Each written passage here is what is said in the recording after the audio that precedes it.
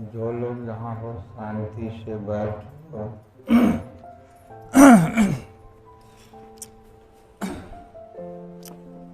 थोड़ा अपने मन को एकाग्र करो, वाणी पर ध्यान दो।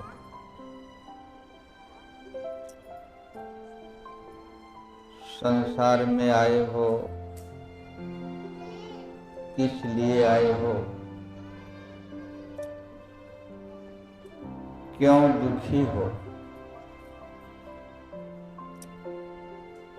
यह दुख संसार में हमें क्यों परेशान करता है, इसका क्या कारण है और निवारण क्या है। आर्थिक, मानसिक, शारीरिक 3 प्रकार से दुख जो है जीवन में मनुष्य को सताता है।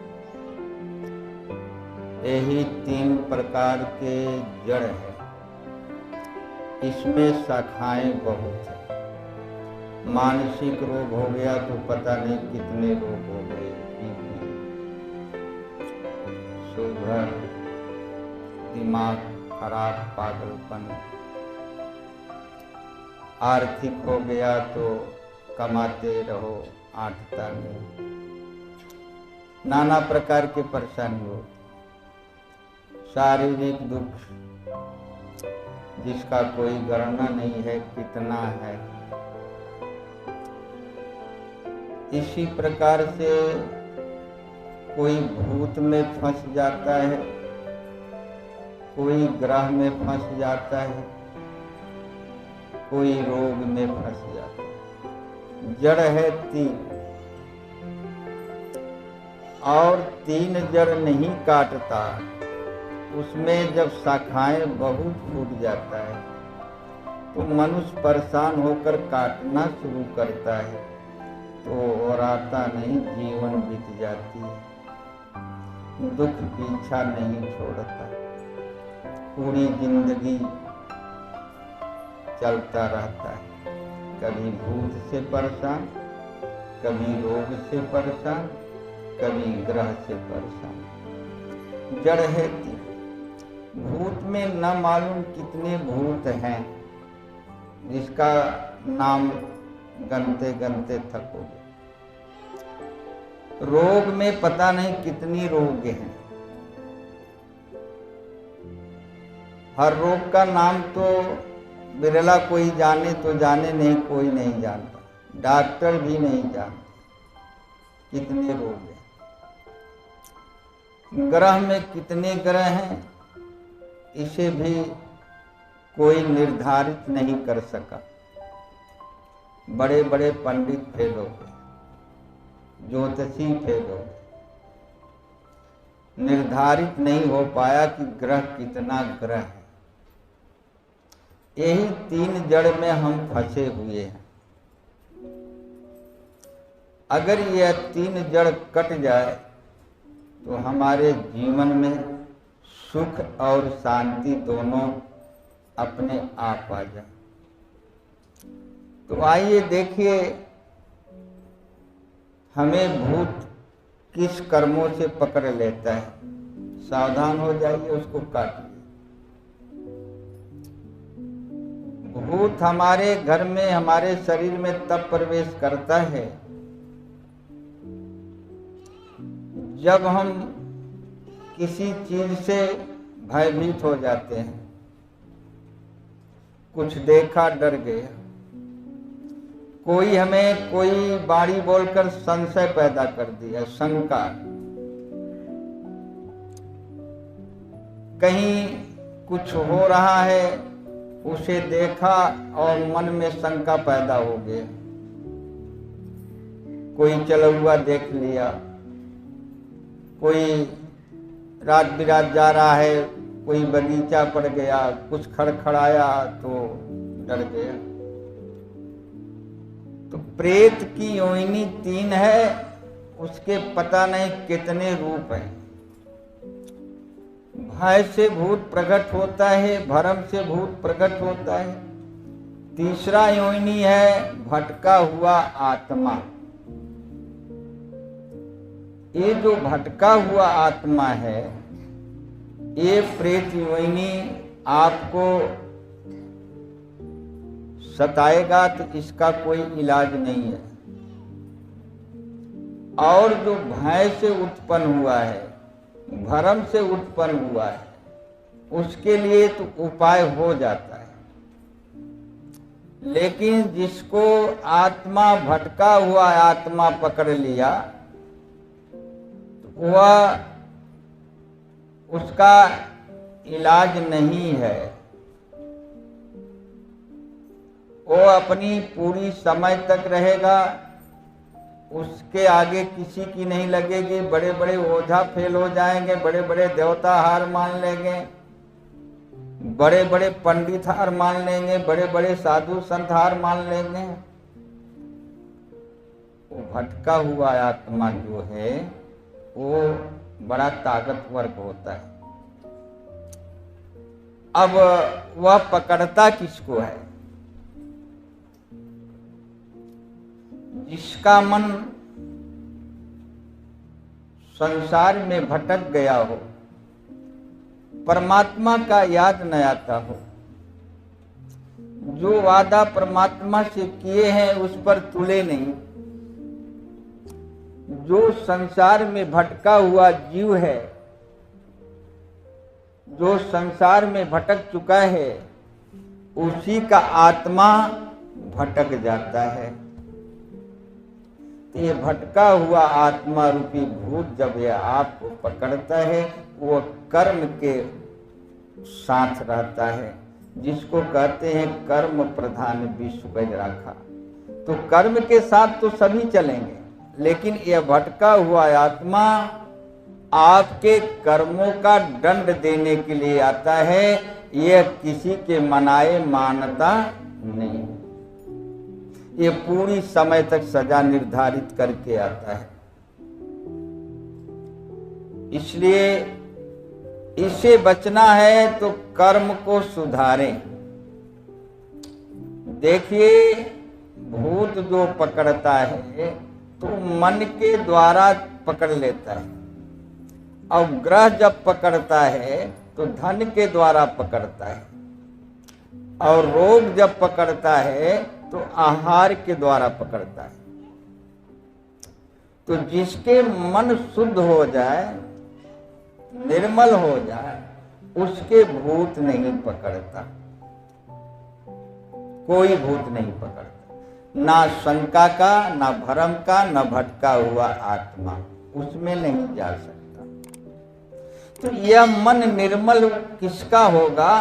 जिसे मालिक ने सत्संग दिया हो और उसके जीवन में साचे गुरु का दर्शन हुआ हो, साचा गुरु मिला हो। क्योंकि लिखा गया है, श्री गुरु चरण सरोज रज निज मन मुकुर सुधार। तो ये सत्संग जिसे मिल गया हो, उसे यह भटका हुआ आत्मा भी परेशान नहीं करेगा, क्योंकि उसके मन शुद्ध हो जाएंगे। जब कोई हमारी गलती नहीं है तो फिर हम मुजरिम कहाँ, हमको कौन सजा देगा? जब मेरी गलती होगी तो एक चौकीदार आकर के हमें पकड़ कर ले चला जाएगा, एक बासे में का चुरैन हमको परेशान कर देगी। और जब गलती नहीं है तो बड़े बड़े थानेदार, बड़े बड़े एमपी, कलेक्टर कुल मिल जाए, कुछ नहीं कर सकते। तो बड़े बड़े पहलवान बरम कुल धैर्य, कुछ न बिगड़ेगा। इसलिए हमें सजग होना है, अपने मन को साफ करना है। तो मन को साफ करने के लिए हमें गुरु का ज्ञान बहुत आवश्यक जरूरी है। मन साफ तब होता है जब गुरु के ज्ञान को गंगा में स्नान कर लेता है और उनकी चरण रज को प्राप्ति कर लेता है। तो फिर क्या होता है? श्री गुरु चरण सरोज रज निज मन मुकुर सुधार। ये मन निर्मल वहां होता है जब वह गुरु के ज्ञान को प्राप्त करेगा तब। तो गुरु के ज्ञान को प्राप्त करने के लिए हमें करना क्या चाहिए?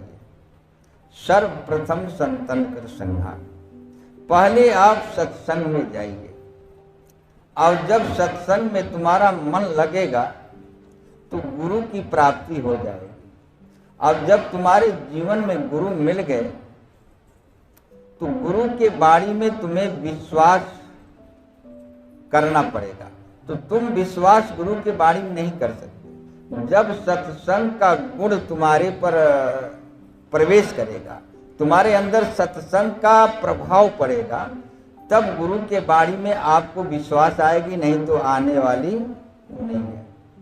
तो हमें सत्संग ऐसा करें कि जैसे जो नियम है, जब सत्संग में बैठे तो अपने 10 इंद्रियों को थोड़ा देर के लिए काबू में रखें और एकाग्र मन से गुरु की वाणी को सुने, समझे, जाने, क्योंकि मन वहां एक सूप का काम करे। अगर मन सूप का काम नहीं करेगा तो आप सत्संग में बैठने का कोई मतलब तुम्हें नहीं प्राप्त होगी। हाँ, थोड़ा बहुत है, प्रभाव पड़ेगा, लेकिन जो चीज के लिए हम सत्संग कर रहे हैं, मन को शुद्धिकरण करने के लिए, वो चीज आपको नहीं मिल पाएगा। इसलिए सत्संग के समय मन को सूप बनाओ।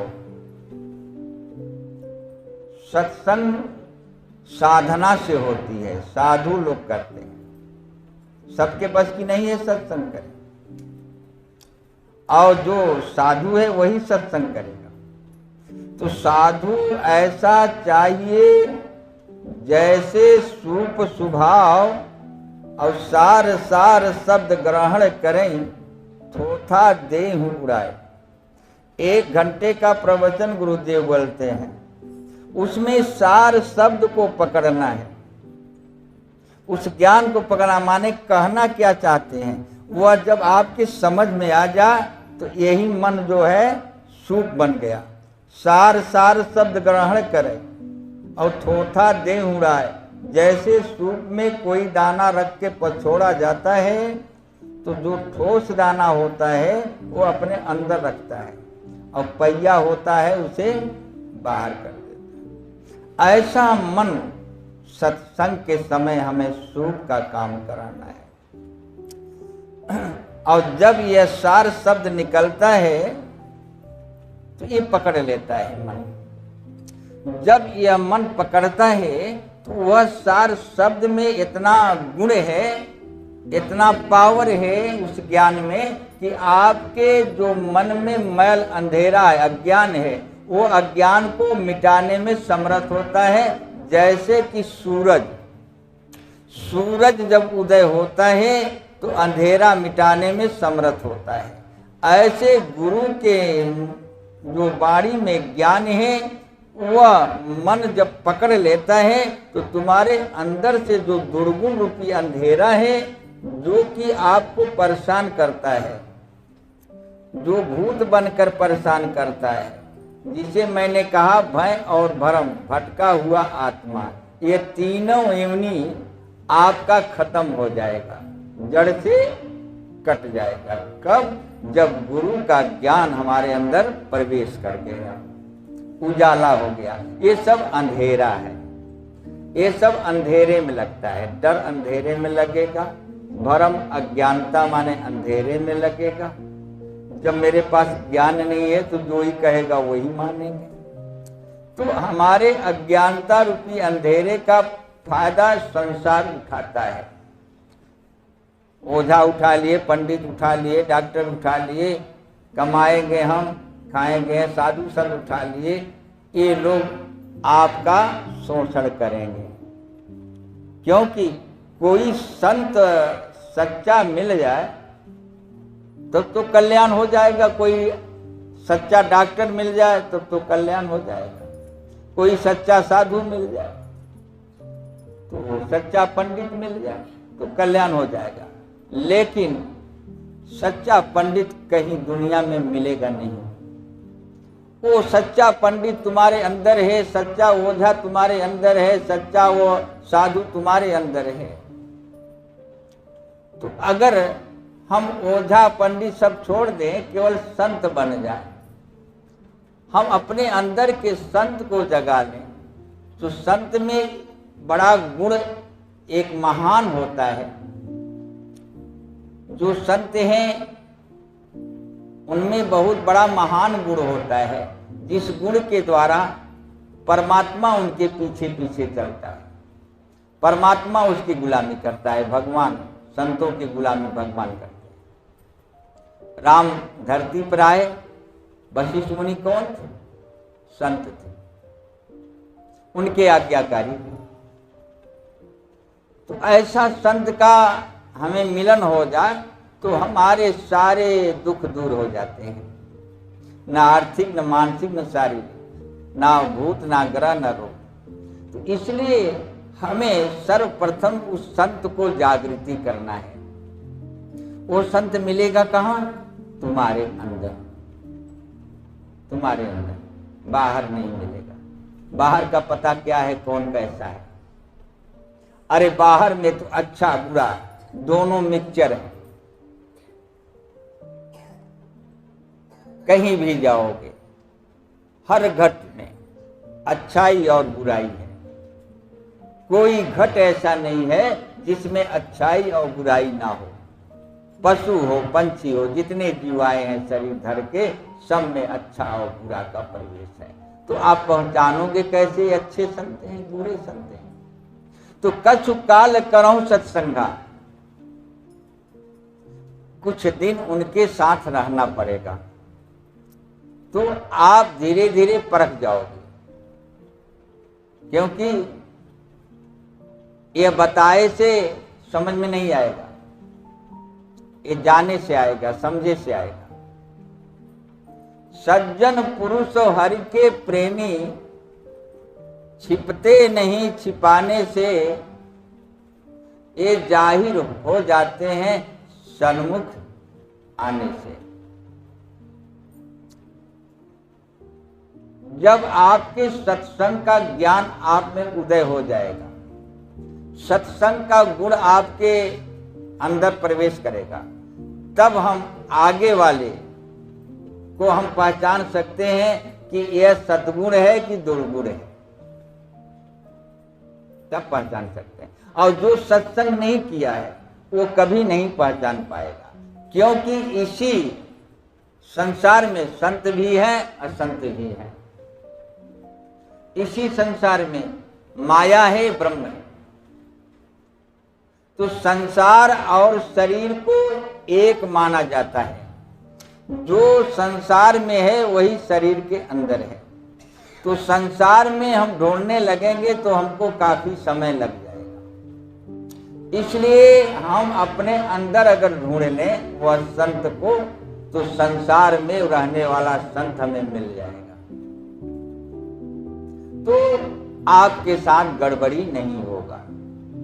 नहीं तो बिना विचारे जो करे सो पाछे पछताए, और बिगड़े पर गदहा बने, लाड लाड मर जाए, दुनिया जानता है। अब ऐसे संत के पाने के लिए हमें करना क्या है? पहला तो जानिए सत्संग करना बहुत जरूरी है। दूसरा सत्संग में मन लगना। सत्संग में मन लग जाए, मन मान जाए, मन समझे लागे, तो मन के द्वारा सत्संग का फल प्राप्त होता है, शरीर के द्वारा नहीं होता। शरीर सत्संग में बैठा है, मन कहीं और है, तो पूर्ण फल आपको प्राप्त नहीं होगा। इसलिए यह मन को एकाग्र करें तो सत्संग का पूर्ण फल आपको प्राप्त होने लग जाएगा। और जब इसके फल आपको प्राप्त होंगे तब आप बाहर की चीजों को पहचान सकते हैं। क्योंकि जो सत्य असत्य है इसका अलगाव मेरी यह आंख नहीं कर सकती, यह दिमाग नहीं कर सकता, यह मन बुद्धि नहीं कर सकती, यह कान नहीं कर सकता। एक केवल असत्य चीज को देखेगा, सत्य को ये नहीं देख पाया। जैसे आपका शरीर असत्य है, इसको देख रहा है और इसी में रहने वाला सत्य जीव आत्मा है, ये नहीं देखी आंख। इसका मतलब यह है कि जो सत्य है आपके इंद्रियों से न जाना जाएगा और न देखा जाएगा। अब इसके लिए हमें वह सत्संग का गुण प्राप्त करना है, और जब सत्संग का रंग हमारे पर चढ़ जाएगा तो गुरु हमारे जीवन में मिल जाएंगे। हम गुरु को परख लेंगे, वह संत का दर्शन होगा जो कि संत बन चुका है। तो ऐसे जागत जियत जो अपने अंदर के संत को जागृति किया है, ऐसे जागत जियत कोई हमारी भाषा बोलने और समझने वाला मनुष्य है, उनकी चरणों में बैठ करके अपने आप को समर्पित करो, अपने आप को मिटा दो। जैसे सूरज के सामने आप बैठ जाओ, कुछ मत बोलो, तो सूरज का ऊर्जा आपको मिलेगा कि नहीं मिलेगा, उसका स्वभाव है। अब मन सूरज में लगा के बैठोगे तो आपको पता चलेगा कितना घाम लग रहा है, अंदाजोगे। मन कहीं और है तो धूप का पता नहीं चलेगा। तो मिला तो, लेकिन मन से आप कहीं और थे, इसलिए तुम्हें उसका अंदाजा नहीं मिला। कितना खुराक हमको लेना चाहिए इसका क्लियर नहीं है। अधिक धूप लगने से भी नुकसान करेगा,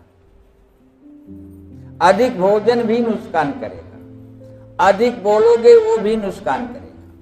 माने कोई चीज अधिक होने पर वो आपको नुकसान करेगा, तो सावधान। कोई चीज अधिक प्रयोग मत करो। आहार, विचार, व्यवहार उतना ही रखो। अधिक व्यवहार कर लोगे तो आपको परेशानी बढ़ेगी, अधिक आहार कर लोगे तो बीमार होंगे, रोग बढ़ेगा। तो आहार, विचार, अधिक विचार करो मन में तो आपको टेंशन होगा, दिन भर विचारे चलेगी। एक गया एक दूसरा आया, अब विचारे में खोआ, तो आपको नाना प्रकार के अच्छे बुरे सब विचार आएंगे। तो आप उसमें जब फंस जाओगे, मन बढ़ जाएगा, दिमाग जब थोड़ा गर्म हो जाएगा, तब तुम में निकलना मुश्किल हो जाएगा, निकलना मुश्किल हो जाएगा। इसलिए सावधान। जरूरत से अधिक कोई काम मत करो, जरूरत से अधिक कोई आवाज मत निकालो, जरूरत से अधिक भोजन मत करो, जरूरत से अधिक परिश्रम मत करो। ज्यादा परिश्रम करने से भी शरीर की लाश होती है। एनर्जी जितना आपके पास है उतना परिश्रम करो। धन का जब दुरुपयोग करोगे, अनित का धन आएगा तो तुम्हारे घर में ग्रह घुस जाएगा। जो भी धन आपका है, आपका होना चाहिए। धन अनीति का सुख तुमको देगा नहीं, चोट कुदरत का तुम सह सकता नहीं। तो अनीति का धन, किसी का गला दबा के, किसी का चोरी डकैती करके, किसी का बेईमानी शैतानी करके, जबरदस्ती करके अगर धन आप इकट्ठा किए हो तो वह धन तुम्हें सुख नहीं देगा, ग्रह दशा उसमें आ ही जाएगी। और जो कुछ आपको मिला है, जो कुछ आपके कर्मों से मिला है, उसे उचित जगह खर्च करिए, जरूरत पर खर्च करिए, उसे सत उपयोग में लाइए, दुरुपयोग में मत जाइए। आपकी भली कमाई हो, लेकिन दुरुपयोग करोगे तो भी ग्रह तुम्हें पकड़ लेगा। यह धन की जो महिमा है, इसे सत उपयोग में लाना चाहिए, दुरुपयोग में कभी मत लाएं। ऐसे अपने मन को, अपनी बुद्धि को, अपने ज्ञान को, अपने शरीर का सत उपयोग करना सीखो, दुरुपयोग मत करो। जब शरीर का दुरुपयोग करोगे तब तुम्हें नुकसानी होना निश्चित है, कोई नहीं बचा सकता। वो आपको भोगना पड़ेगा। शरीर का दुरुपयोग कभी मत करो। मन के बहुत बढ़ावा मत दो शरीर के, क्योंकि शरीर के अंदर 5 विकार बहुत अधिक होते हैं, काम क्रोध मद लोभ मोह। ये मन जब बढ़ावा करता है तो काम वशीभूत आदमी जब बन जाता है तो उसे अच्छा बुरा दिखाई नहीं देता, दिन रात दिखाई नहीं देता, समय दिखाई नहीं देता। इसलिए महीना में 2 बार, दिन में 2 बार, महीना में 2 बार, दिन में 2 बार, साल में 2 बार, यह प्रक्रिया को रखो। जो बिगड़ गई है वो तो झेलना पड़ेगा, वो तो कटेगा नहीं, लेकिन आगे के लिए हमारा रास्ता ठीक रहेगा। आगे के लिए आप इस नियम पर चलिए, जो आपके बस का है उसे पकड़िए, नहीं बर्बादी के तरफ मत जाइए। अभी जवानी है, पता नहीं चलता, जो भी भस अभस आ रहा है हम डाल रहे हैं। ये समय जवानी की मशीन है, सब रेल दे रही है। क्या हुआ? अब जब यह मशीन डाउन होगी, जब जितना आप मनमानी किए है, तब आपको पछताने के अलावा कोई दूसरा रास्ता नहीं मिलेगा। ना कोई दवा काम करेगी, ना कोई दुआ काम करेगा। ये आपकी मशीन कमजोर हो गई आपके कर्मों के द्वारा। सजग हो जाओ, नहीं जिंदगी में सारी खुशियां नष्ट हो जाती है। जिसका हालत खराब हो, तबीयत खराब हो, बीमारी हो, उसे कुछ अच्छा लगता है क्या? कुछ नहीं अच्छा लगेगा। जिसका तबीयत नहीं ठीक, उसको कुछ अच्छा नहीं लगता। इसलिए बचो, अभी ज्ञान मिल रहा है, बचो। और जो फंस गया है अब उसके लिए वहां से सुधार करो आगे के लिए। अब वो तो बिगड़ गया है, अब वो तो झेलना पड़ेगा। अब वही है पीट पाट ठोंक ठाक कसवा के तेल गिरीश दे के कैसो ले चलो। बस बहुत चक्कर में मत पड़ो, ये आपकी गलतियां हैं। तो महीना में 2 बार, दिन में 2 बार पेट साफ होना दिन में 2 बार जरूरी है। जिसका दिन में 2 बार पेट साफ है वो निरोगी होता है। 2 बार से 3-4 बार गया, कभी हुआ कभी नहीं हुआ, दिक्कत खड़ी किया, वो रोगी है। ये उसकी पहले की गलती है। जब इंजन बरियार था तो 1 कुंटल बोझा लादने के जगह 4 कुंटल लाद के खींच दिया, उसे पछताना पड़ेगा। माने अपने आहार पर अपने विचार नहीं किया, जो भी आया सामने सब रेलता चला गया। इसलिए अब वो फंस गया। 40-50 की उम्र में उसको फंस जाना निश्चित है, निश्चित। और जो मनमानी नहीं किया है तो 100 साल रहता है, उसे कोई फर्क नहीं पड़ता। 100 साल किया कोई फर्क। और महीना में 2 बार शारीरिक संबंध, ये वेद पुराण की बात है। इससे अधिक हुआ तो आप दुरुपयोग करते हो, लेकिन यह लिखा गया कोई साधक के लिए, कोई ईगो की बात है। लेकिन कलयुग में छूट किया गया, कलयुग में छूट किया गया कि अगर कलयुग में महीना में 4 बार अगर हो रहा है तो कोई फर्क नहीं है।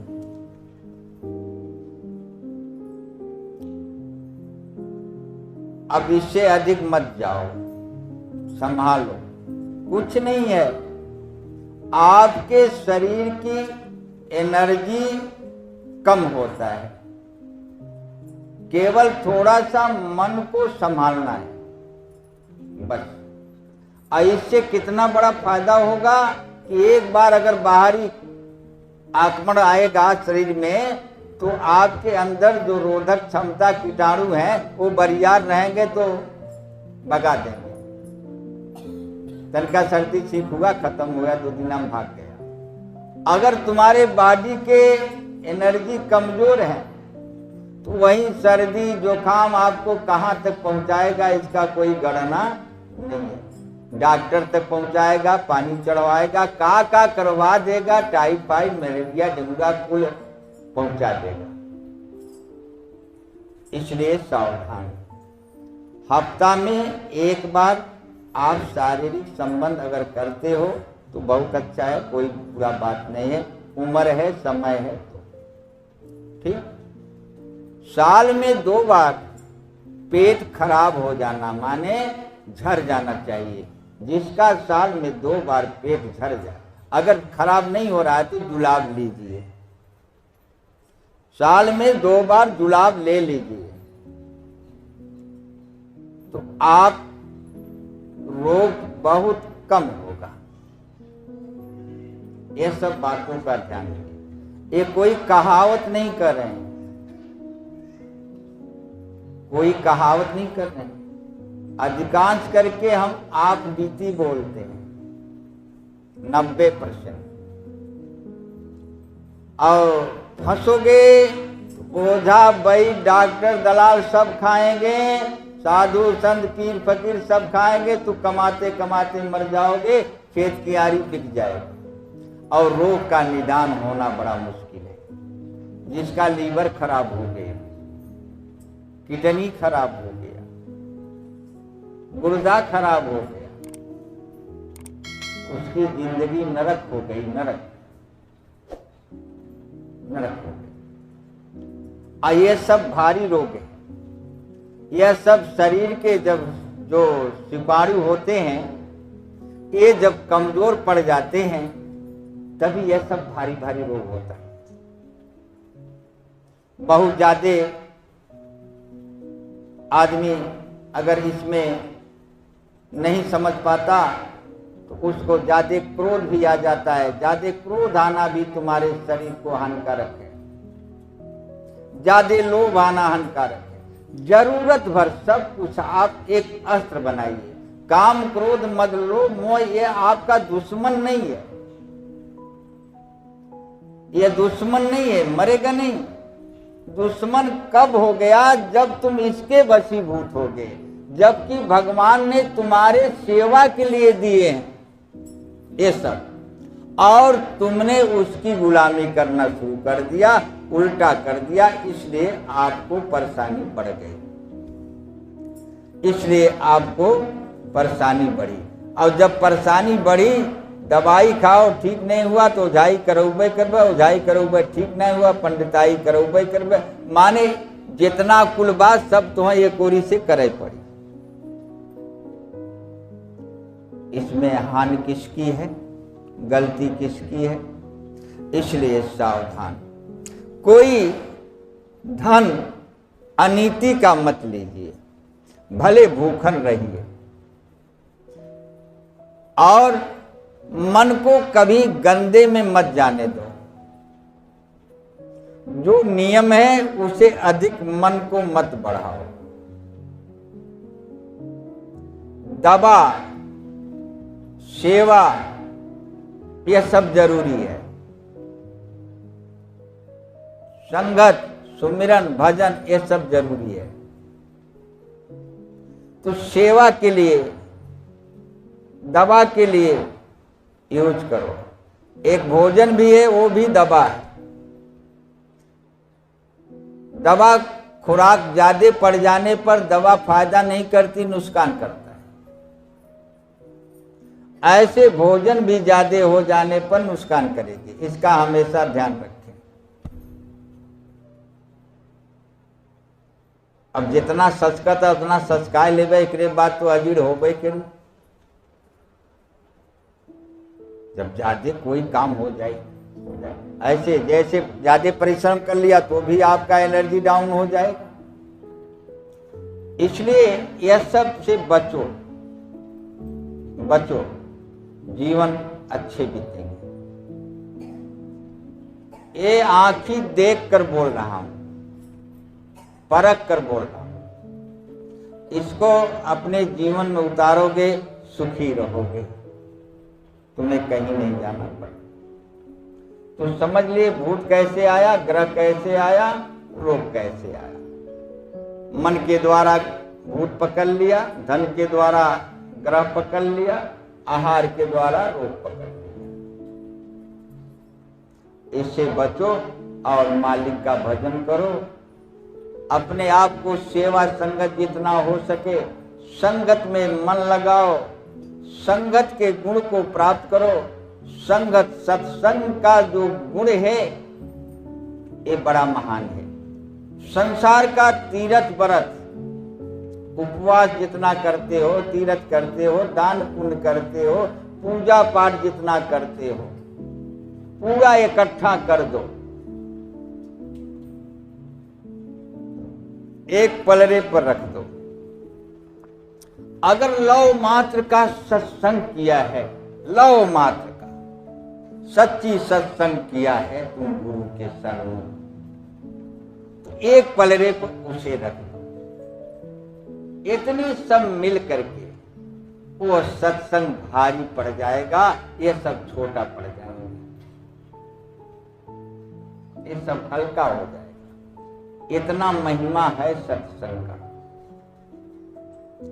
तो सत्संग जितना हो सके अपने जीवन में जहां भी मन लगे, जहां सत्संग होता रहे वहां समय निकालो। जितना भी समय मिल जाए, जब भी मिल जाए तो जरूर सत्संग जीवन में करना चाहिए, जरूर करना चाहिए। यही सत्संग एक नाव बनेगी भव सागर से पार करने के लिए, तुम्हें भूत बाधा से छुड़ाने के लिए, ग्रह को छुड़ाने के लिए, रोग को मिटाने का औषध बन जाएगी।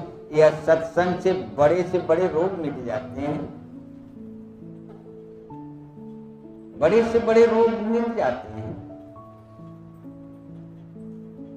कहने का अर्थ हमारा यह है, अगर जिसके जीवन में सत्संग मिल गया है तो बड़े से बड़े रोग उसके जीवन में है, आएगा, लेकिन कुछ बिगाड़ नहीं पाएगा, क्योंकि गलती तो उससे हुई है, तभी तो बड़ा रोग आया। वह गलती को जान गया है। क्यों जान गया? कि उसे सत्संग से गुरु का ज्ञान मिल गया, वो देख लिया, पहचान लिया, ये तो अपनी कमाई है, उसे बड़े खुशी से ले लेता है और गुरु के कृपा तले रहता है और मुस्कुराते हुए बड़े से बड़े दुखों को वो झेल लेता है। और जिसे गुरु कृपा नहीं मिली, सत्संग का गुण नहीं मिला, फल नहीं मिला, वो छोटे छोटे रोगों से भटक करके अपना बहुत कुछ बर्बाद कर देता है, बर्बाद कर देता। इसलिए हे भाई, कोई चीज दुनिया में बुरा नहीं है, किसी को बुरा मत समझो, सब अच्छे हैं। हमारा उसका प्रवेश करना अच्छा और बुरा है। दुनिया में सांप बिच्छू भी है, वो भी बुरा नहीं है, रोग भी है, वो भी बुरा नहीं है, भूत प्रेत भी बुरा नहीं है, कोई चीज बुरा नहीं है। बुरा हमारे प्रवेश से होता है। हम उसका अगर सदुपयोग किए होते तो आज भूत हमारे साथ मेरा सेवा करते हैं, ग्रह मेरे सेवक होते, रोग मेरा गुलामी करता, मैं रोग का गुलामी नहीं करता। ये सब चीज भगवान ने तुम्हारे सेवा के लिए बनाए हैं, तुम्हें सुधरने के लिए बनाए हैं, तुम्हें ज्ञान देने के लिए बनाए, और तुमने इसमें फंस करके अपने आप को बर्बाद कर दिया। भगवान ये माया प्रकृति क्यों बनाए? ये फल फूल अन्न जल क्यों बनाए? तुम्हारे लिए। भगवान कहते हैं मैंने तो तुम्हें सब कुछ दे दिया, तू ना ले सके तो मैं क्या करूं? तुम्हें मैं क्या नहीं दिया हूं, लेकिन तू ना ले सके तो मैं क्या करूं? तो आंख उठाकर देख लो, क्या नहीं संसार में है? सब कुछ पड़ा है। कोई चीज ऐसा नहीं कमी हो।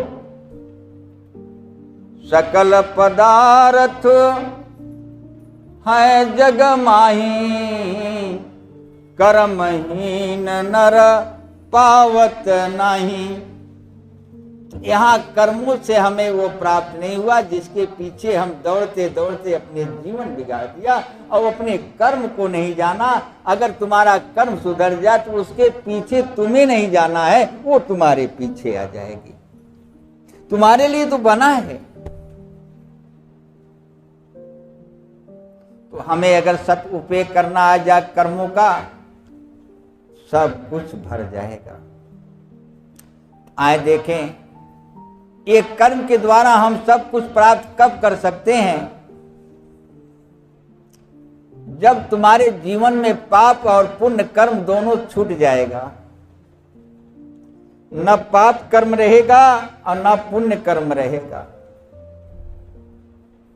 बीच वाला कर्म जिसको कहते हैं निस्वार्थ कर्म योग, जब तुम पकड़ लोगे और ये निस्वार्थ कर्म योग तुम्हारा जब पूर्ण हो जाएगा तो तुम्हारे घर कल्प वृक्ष आ जाएगी, तुम संत हो जाओगे, तुम्हें शांति मिल जाएगी। और कल्प वृक्ष का गुण है, जो जरूरत है वो आ जाएगा। तुम्हें और कोई अलग से उपाय नहीं करना है। ये निस्वार्थ कर्म योग में परमात्मा की रहनी है। निस्वार्थ कर्म योग परमात्मा का स्वरूप है। धरती को देख रहे हो, कोई स्वार्थ है तुम्हारे प्रति? धरती का कोई स्वार्थ है? हवा का कोई स्वार्थ है? सूरज का कोई स्वार्थ है? इन लोगों की कुछ कमी है? धरती में क्या नहीं है? सूरज में क्या नहीं? हवा में क्या नहीं है? क्या नहीं? हवा भी एक दिन के बंद हो जाए सब खत्म बाजार हो जाए। धरती एक मिनट के चले जाए खत्म बाजार। इनके अंदर कितना स्वार्थ है? कोई स्वार्थ तुमसे लिए हैं, लेकिन अखंड है। क्या नहीं? ऐसे हे मानो तुम धरती की तरह जिस दिन हो जाओगे, उस दिन आपको कोई कमी नजर नहीं आएगी, कोई दुख नहीं नजर आएगा। लाख धरती चोट सहती लेकिन उसे कोई प्रभाव नहीं होता। जैसे तुम्हारे मूड में ढील 150 रहे, कोनो फर्क नहीं। ऐसे संसार के सारे कर्मों को भोगने में हमें आनंद आता है जैसे 10-5 ढील है। बस कब? जब हमें सत्संग का फल मिलता है, सत्संग का गुण मिलता है, निस्वार्थ कर्म योग बनती है, तब गुरु का ज्ञान मिलता है, तब हमें दुख भोगने में आनंद आता है। माने दुख और सुख को हम बराबर दृष्टि से देखने लग जाते हैं। ना कोई दुख है ना कोई सुख है, हम तो परम शांति में सुख में प्रवेश कर लिया। अब हमें संसार का कोई प्रभाव प्रभावित नहीं करेगा। कोई यहाँ हम जब पहुंचते हैं निस्वार्थ कर्म योग से, तो हमारा जितने पिछले कर्म है, अगले कर्म है, बीच का कर्म है, जन्म जन्म का कर्म है, सब जल करके राख हो जाते हैं। क्योंकि निस्वार्थ योग में परमात्मा का नाम है, परमात्मा का रूप है, ये प्राप्त हो जाता है। तो राम नाम के लेती हो ये पाप कर नाश, जैसे तिनगी आग की जरी पुरानी घास। तो यह नाम, वह राम का नाम प्राप्त हो जाता है। और राम राम कहत मर जावे, एक को कटे वाला कर्म बंधन नहीं है। इसलिए उस नाम की महिमा है, जिस नाम के लिए राम ने कहा राम सकै न नाम गुण गाई, वह नाम प्राप्त होता है। यह नाम तो किसी के कहने सुनने समझाने समझने से नहीं आता, वो निस्वार्थ कर्म योग से प्रकट होता है। कहने सुनने के लिए तो कई बार सुन लिए हो, राम नाम सत्य है, लेकिन दिखाई दे रहा है, प्राप्त हो रहा है? नहीं हो रहा। तो वो निस्वार्थ कर्म योग जब करोगे, गुरु का जो नाम मंत्र है वो श्वासा में ले जाकर, जैसे गुरु कहते हैं श्वास श्वास मन सुमिरन करो, बैठ जाओ। आए संत का झलक दिखाएं तुम्हारे अंदर, पकड़ो। जो गुरु मंत्र पाए हो, जब तुम्हें समय मिले, जब भी समय मिले, कोई बाध नहीं, मिनट 2 मिनट 10 मिनट 20 मिनट के लिए बैठ जाओ, जितना भी मन लगे उतना मन को लगाइए। गुरु मंत्र को श्वासा में ढालिए। पहले बैठो, अब यह देखो कि श्वासा कब ऊपर गई, कब नीचे आई। ये आंख नहीं देखेगी, मन देखेगा, मन जानेगा। श्वासा ऊपर की तरफ गई, अब नीचे आ रही है। ये अच्छी तरह मन में देखने की क्षमता आ जाए, अच्छी तरह से हम इसको समझ लें, तो धीरे से चढ़ते हुए श्वासा में गुरु मंत्र का पहला अक्षर ढाल दो, वही मन के द्वारा, और उतरते समय नमः करके छोड़ दो। मिनट आधा मिनट ऐसा करो। इसके बाद मन को वहां एकदम लगाए रखो। थोड़ा मेहनत करनी पड़ेगी। और आधा मिनट तक ऐसा किया, इसके बाद नमः को छोड़ दीजिए। अब पहले अक्षर को आप पकड़ लीजिए। श्वासा को आप अपने मर्जी से मत तेज कम करना। श्वासा जिस स्थिर में चल रही है उसे चलने दो। उसमें मन जो है वह पहले अक्षर को लेकर रमण करने दो। कुछ समय ऐसा होगा तो वह मन उसमें विलीन हो जाएगा। तो जपै न जपावे अपने से आवे। अब तुम्हें कुछ देखना सुनना नहीं है, वह श्वासा में विलीन हो गया। तो श्वासा में जहाँ श्वासा का केंद्र है वहाँ वह जा करके वह नाम जो है, मंत्र जो है, वह केंद्र को प्रभावित करता है, जिसे हम कहते हैं ब्रह्मांड। ब्रह्मांड में जब प्रभावित होता है तो ब्रह्मांड के जो तुम्हारे मैल है, आत्मा का जो मैल है, ये काम क्रोध मोह लोभ जो अंधकार ये सब चीजें हैं, वहाँ सब बदरी है, वह बदरी छट जाती है। तब यह गुरु मंत्र का जो मन में प्रवेश किया हुआ है, अब वह जपै न जपावे अपने से आवे। अब वह जा करके आत्मा में विलीन हो गया। अब वो आत्मा में विलीन हुआ, तो वो आत्मा में जब विलीन हुआ तो मन आत्मा का कुछ गुण उसे प्रभावित हो गया। और जिसे आत्मा का गुण थोड़ा सा मिल गया, वो संसार में वो संसार को फीका समझ लेता है, माने संसार उसे अच्छा नहीं लगता। जिसे आत्मा का केवल थोड़ा सा प्रभाव पड़ गया तो उसे संसार फीका लगने लग जाता है। इंद्रियां ये सब कुछ फीका लगने, वो आत्मा को छोड़कर जा नहीं सकता। ये मन जब आत्मा में विलीन हो जाता है तब योग शक्ति आपको प्रकट होता है, जो योग से योगेश्वर मिलते हैं। यह योग जब बन जाती है तब क्या होता है, जप मरे या जपा मरे, अनहद यूं मर जाए, ये सब क्रियाएं खत्म हो गई, सब छूट गया। अजन भजन सब छूट गया, नाप धो तीरथ बरस सब गायब हो। जप मरे अजपा मरे, अनहद यूं मर जाए, और सूरत शब्द का मेल हुआ, काल काहू नहीं खाए। वो अजर अमर अविनाशी पुरुष मिल गया। अब वहां पहुंचने में आपको कैसा लगेगा, इससे पहले आप समझते जाएं। जब तुम्हारे श्वासा और मन जब आत्मा में जाए, आत्मा के मार्ग पर जब पहुंचे, तो आपको इसके पहले सब कुछ छोड़ देना पड़ेगा। अगर कुछ तुम्हारे पास है तो आप बीच में फंस जाओगे, नहीं पहुंच पाओगे। संसार, मकान, शरीर, इंद्रियां, रुपया, पैसा, घर द्वार, परिवार सब छोड़ देना पड़ेगा। जितना जानते हो सब भूल जाओ, जितना माने हो सब छोड़ दो, जो पाए हो सब खो दो, कुछ ना बचे तुम्हारे पास। तब तुम्हें वह संत का दर्शन होगा, और उसी संत का जब दर्शन होगा तो वही संत अविनाशी सदगुरु है, वही भगवान है। तो आपको समदर्शी, समदर्शी के तख्त पर वह संत विराजमान रहता है।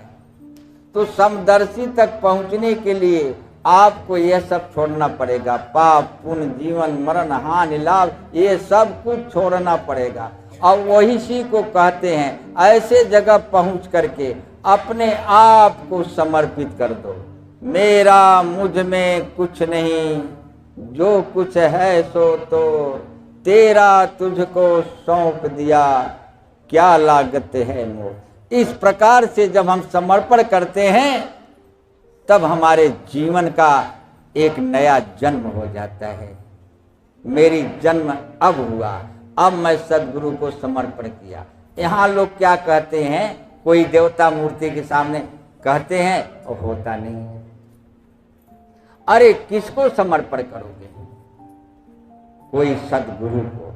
ऐसा पहुंचा हुआ जीव, ऐसे स्तर पर पहुंचा हुआ जीव तुम्हारे जीवन में मिल जाए, यही सदगुरु है। इन्हीं के चरणों में बैठ करके इस ज्ञान को प्राप्त करके आगे अपने मार्ग को पकड़ो, कल्याण निश्चित हो जाएगा। इसमें कोई दो बात नहीं, क्योंकि कर्म प्रधान विश्व करी राखा, और जो जस करें तसई फल चाखा। ये कर्म कहीं मिथ्या जाने वाला नहीं है। इस प्रकार से तुम्हारे जीवन में गुरु मिल जाएंगे, और होनी को कोई टाल नहीं सकता। होनी जो कर्म बन चुकी है वो भोगना पड़ेगा। इसलिए गुरु का शरण ले लो, सदगुरु का शरण ले लो, भगवान का शरण ले लो, संत का शरण ले लो, तो तुम्हें बड़े आराम से यह दुनिया में सारे भोग को भोगते हुए बड़े आराम से जिंदगी कट जाएगी, और आप फिर आगे हो जाओगे, और अब कोई और बंधन तुम्हारे पास रहेगा नहीं, तुम मुक्त बन जाओगे। इसलिए सेवा, संगत, सुमिरन करके अपने जीवन का कल्याण करो। बोलो श्री सद्गुरुदेव भगवान की जय।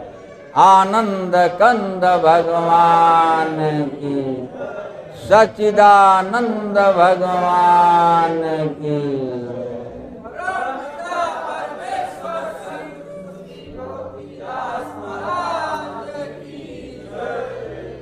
ओम शांति शांति शांति।